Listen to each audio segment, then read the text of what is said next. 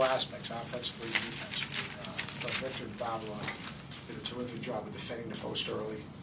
We gave him good help.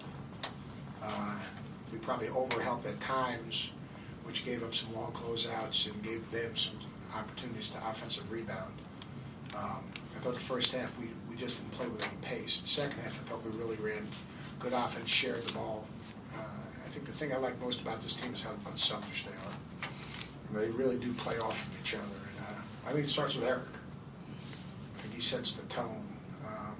Guys coming off the bench I thought were really good. I thought Barksdale was terrific. I thought Raines and Brown. I thought Raines was really good. He caught the ball in traffic. He defended. He 4 rebounds in 8 minutes. He pursued the ball. He's getting his instinct back. And then Robert Brown, he makes a big shot. I thought he made really good decisions off the ball screen. No turnovers in the second half. That's something we talked about at halftime. Taking better care of the ball. We had 10 unforced turnovers in the first half. So it was a step forward. Like I told you, this time of the year, it's about one thing and one thing only: getting better. We got to get better every day. And there's a lot of different areas of getting better: being a better teammate, learning to play harder, playing through adversity, dealing with the different parts of the game, playing back-to-back games, 3 games in 5 days. There are so many different areas we need to get better in, and I think we are getting a little bit better. I think we've made some improvement, but I like our team because I think we're just the kids play off each other. They're unselfish. Was that pretty much the defensive game plan against Nicholson worked to a T, pretty much, or was that? We had a very good defensive game plan against Nicholson. We defended him early. We scraped off the passer. We were bodying him on ball screens. We were switching. The switching off the ball was really as important as anything. And people say, why? Instead of blitzing the ball screens, we switched him so we didn't have to help off of him, so we could stay into his body, and we could continue to guard him. If you're blitzing the ball screen, then the guy that's guarding Nicholson is off to hell, and then he's ducking in on all those ball screens. By switching, Victor doesn't have to overhelp, and then he can stay attached and stay above him, and that really helped us today.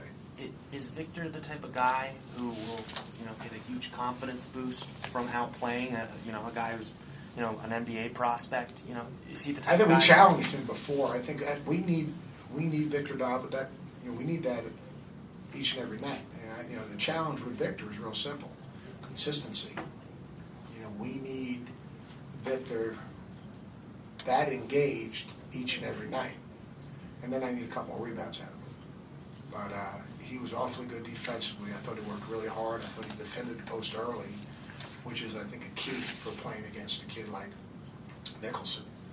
Down the stretch, they made some tough threes. I thought we defended 3 pretty well until the end.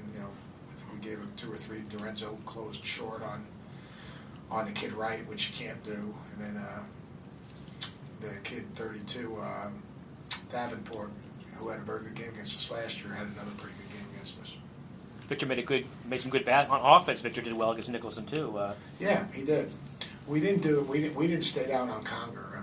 He was spinning, and I was not real pleased with our guys guarding him, being in the stance and guarding him. But yeah, we wanted to make Nicholson guard every possession. That was our game plan going in. We wanted to make him have to check, guard every single, whether it was in a ball screen, whether it was in a post up. That was really important to us, having him have to guard every possession. You mentioned the rebounds with Victor. I think he only had 2 tonight, had 2 against Syracuse. He said it's just he needs to pursue the ball better. Is that just It's been the word we've been using, actually. We've really been working on getting physical blockouts. They got a lot of offensive rebounds.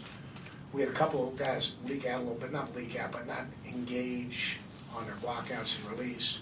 But a lot of that had to do is when you're doubling and scraping as hard as we were scraping, and the ball gets shot, you got to go back into the play, and we didn't do as good a job. And if we don't do a better job against Dayton, against Minnesota, we're going to be in a heap of trouble because that's a big team. But like I said, I'm pleased with the progress that we're making.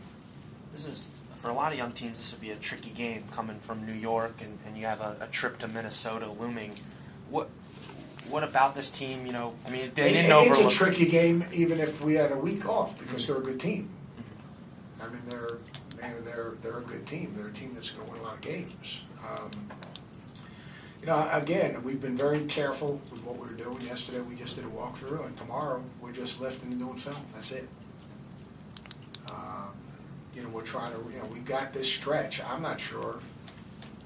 At least since I've been here, and I doubt even prior that Virginia Tech has ever had this ambitious a schedule this early in season. I mean, if you look at Syracuse, I mean, even including East Tennessee, which is won a bunch of games since they left, but Syracuse, Oklahoma State, St. Bonaventure, Minnesota, Kansas State, going on the road to Rhode Island.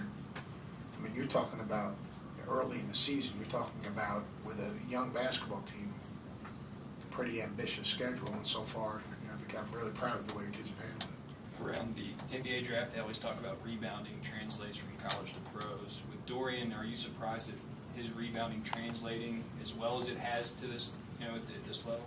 Guys just got a feel and instinct. That 3 minute and a half was really big, really big.